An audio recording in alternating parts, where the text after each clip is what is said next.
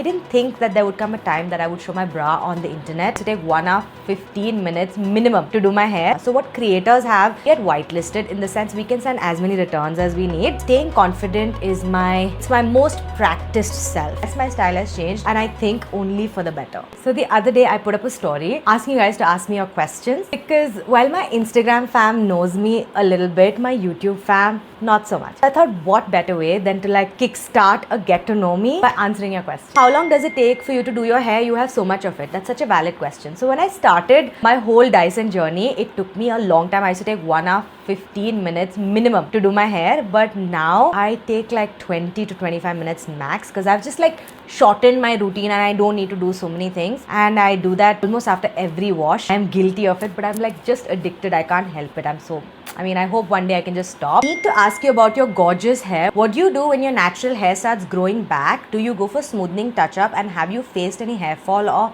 hair breakage post this treatment? I've been doing smoothing on my hair. Okay, so it's a treatment that basically straightens your hair. So it's like there's no frizz and everything, but there's more chemical used in it than the keratin and the other Botox treatments that you have. So I do it once in about 13, 14, 15 months. About this much of my hair is actually fresh hair and the smoothing starts from somewhere here. But actually my natural hair, the crown is relatively straight. I get away with it. So I don't touch up that frequently if that's your question. As a matter of fact, hair fall and hair breakage were much lesser for me every time I went back for this treatment. Probably my hair not tangling into each other, that I think there was fewer breakage and fewer hair fall for me per se. A lot of people who don't take care of their hair actually face hair fall and hair damage with these treatments. I'm just telling you from my point of view, I actually never faced more hair fall or more hair breakage with these treatments. Any tips for chronic dandruff? Yes, I have finally figured out how to handle chronic dandruff. I have just started using the shampoo. I'll put it up here. It is by Bare Anatomy. It is their anti-dandruff shampoo. This has literally cured my dandruff.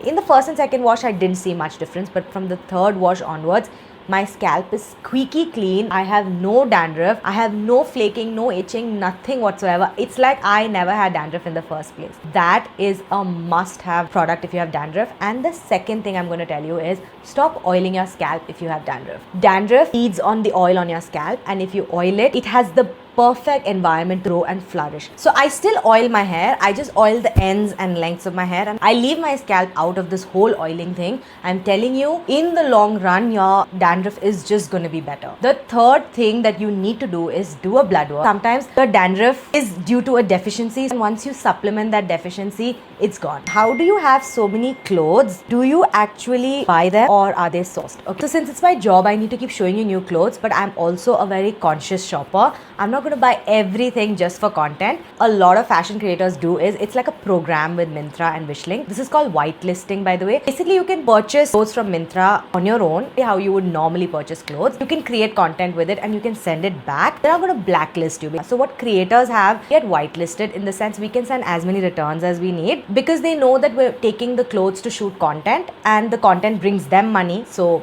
it's a win-win. That's how content creators and fashion creators source clothes. Yes, most of my clothes that I show on Instagram are sourced, and about 30% of them are actually mine because come on, I stay at home all the time. Where am I going to wear all those clothes? It's mainly for education purpose and to show you guys what's there, but if it doesn't fit my lifestyle, I don't keep it. Where do you buy most of your clothes from? Majority of my clothes are Mango. I would say second would be Westside for like home stuff. Leisure is Kava primarily, and a little bit of H&M. H&M also for clothes, like going out clothes. I wear a lot of H&M also. I don't really wear Zara that much because truth be told, Zara does a really bad job at fits for like a more curvy body. For your H&M haul for home clothes, do you actually wear new clothes at home or is it just for content? I actually do wear new clothes at home. I honestly hate wearing old clothes as home clothes. I understand that they can be very comfortable, but for me, I like to look at myself in the mirror and feel good about it. And the old clothes just don't cut it. I like wearing things like this at home. I like to be put together in that way. So no, it's not for content. I actually buy clothes for wearing at home. What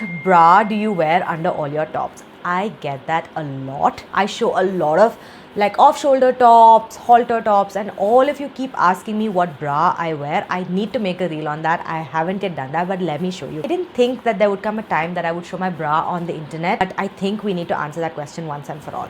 Oops, it's gone for laundry, so I don't have it with me to show it to you. I'll insert a picture somewhere here. It's from Wacoal, okay? It's the best strapless bra if you have a heavier bust. Like when I say it's the best, it's the best. Like don't even look at anything else. It's the best and the only one that will work for you if you have a fuller bust. I have heard so many creators abroad talk about it, so I knew it was that good and I was ready to bet on it because I had no other option. I bought mine from UK, okay? It's not that you don't get it in India, you get it in India, but they didn't have the larger cups that I needed in the Indian market. Have a really larger cup, like say EFG, call for it with one of your friends if they're coming from UK or US, anywhere overseas. I put in that money thinking that if it works, the value that it's going to give me is, I can't put into words. Oh my god, it's been 3-4 years now. I haven't looked back because it's just that well made. Always hand wash these kind of bras, underwire and padded, so that's keeping the longevity. It goes with everything. There are different ways you can wear the straps. You have your halter tops like this with thicker straps. You can just take the strap and wear it across your neck and you still get the support from the strap. You get to show off your shoulders too. If you're interested, I'm going to link it for you. You can check it out. You look so pretty without makeup. What's the secret? Okay, there is no secret. Okay, there is a secret. I do things, okay? I style my hair after every wash. Even when I'm sitting at home, I sometimes put a BB cream because I need to come on camera so often. I use a lip and cheek tint because I like my cheeks to look flushed and I want my lips to have a little color. So I do things. How do you stay confident while gaining weight after pregnancy? Being confident comes with a lot of practice. I have been practicing to be confident since my early 20s.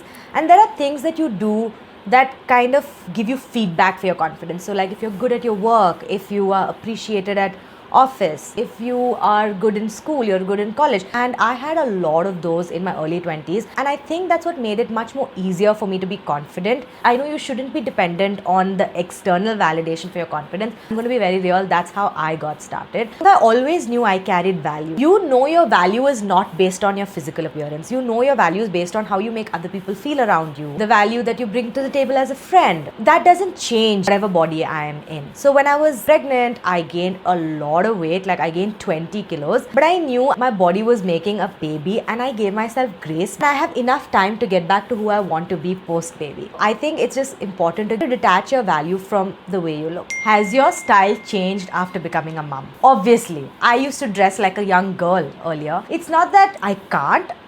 Honestly, I can't. It doesn't go with the person I am today. I'm not a girl anymore. I feel like I filled into the shoes of being more mature. I am so comfortable with it. It's not like I'm missing a version of me from earlier before becoming a mom. And of course, my style has changed, my body has changed, but it's in no way lesser than what it was earlier. It's different for sure. And it just goes so well with who I am today. It's so stupid to just be stuck in the past and miss an older version of yourself. Life is beautiful and every day you wake up is a new day you get to live. There are people who don't even get to be 30. My mind is forever at a place of gratefulness and I don't look at my past self and mourn over it. It's not who I am. But to answer your question, simply put, yes, my style has changed and I think only for the better. I want to know how you maintain yourself as a mom and how is your home so organized. I love to give my body joy, but I also feel and find joy in like things that maintain me, like going to the gym, eating healthy, and it's been a journey. The change about how I feel in my body actually came through when I started lifting weights, and a lot of people on the internet talk about weightlifting. It really has the impact that they tell you it has. Okay, I do all of this, have to do these things. It's so easy to like let yourself go. The moment you start letting yourself go, it's a slippery slope. I have help at home and I have somebody to take care of my daughter when I'm working, going to the gym, and I have these things working for me. I get it. It's easier said than done. But if you can invest in that help, because that's the only way you can really invest in yourself. You are one person, like you can't do everything. And if you see other people doing everything, it's because they have help. Just that's the deal. Are you a full-time content creator? No, I am not. I mean, maybe I am, I don't know, but it's not like this is the only thing I do. I do other things also.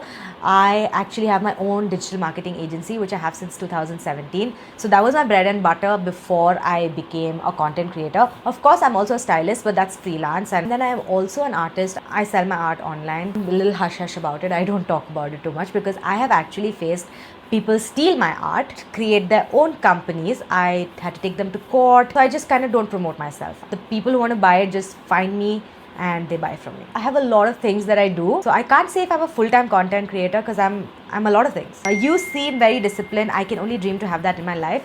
Discipline doesn't come overnight. It's a habit you cultivate. You do something repeatedly for a long time and that becomes you. Same with discipline. So if you want to do something, do it. Do it for a long time. pull yourself out of your bed, do it, and once you do it for a really long time, it just becomes a part of you and then you can't stop. And that's what you're aiming for. So even with like workout and gym and everything, it's obviously easier because I go to the gym in my apartment complex. That friction of going out is like removed. Also, it comes from within. I want to go. The days that I don't go, I kind of feel bad. When you get there, it's so much more than what you think. It's eventually just habit. That's it. That's me answering all your questions. So I hope you actually got a little sneak peek into who I am and what I'm like. And if you did, then my job is done. I'll see you in the next one.